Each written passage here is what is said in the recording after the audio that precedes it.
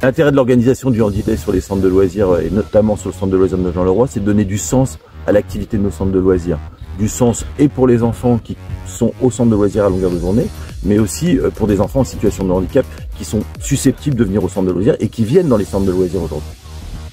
La journée Handidé a pu se mettre en place grâce à l'investissement des équipes de l'accueil de loisirs de Nogent-le-Roi, mais aussi grâce au partenariat avec les différentes associations qui peuvent nous faire une sensibilisation à la découverte des sports handisport et aussi à la sensibilisation aux différents types de handicap.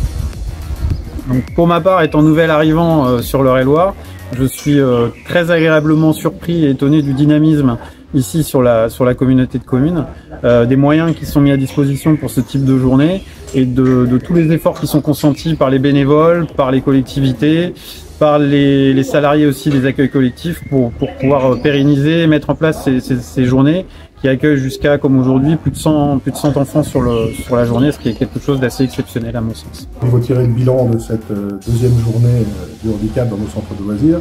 Je tiens d'abord à féliciter les organisateurs et la vice-présidente ici présente, Annie, qui a travaillé d'arrache-pied pour organiser cette deuxième journée. Évidemment, tout le monde a suivi, les équipes, les animateurs et aussi les intervenants qui ont fait un travail remarquable. Et c'est un vrai succès, cette deuxième édition du handicap au sein de nos centres de loisirs.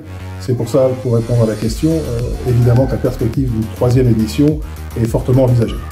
Les enfants, pendant cette journée superbe, ont découvert différents sports du handicap, notamment la boccia, qui est une pétanque en fauteuil, d'autres sports ballon avec les yeux bandés parce que pour les aveugles.